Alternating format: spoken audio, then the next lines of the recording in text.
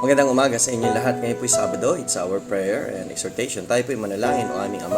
Kapayapaan niyang maghari sa pamilyang Pilipino sa pangalan ni Jesus. Amen. Well, let's proceed to our strong exhortation from the book of 1 Thessalonians chapter 2 and verse 15. Who both killed the Lord Jesus and their own prophets and have persecuted us, and they please not God and are contrary to all men. Well, ito yung karanasan na sinasabi ni Apostle Paul na sila ay inusig dahil sa kanilang pagtuturo ng mga aral mula sa salita ng Panginoong Kristo.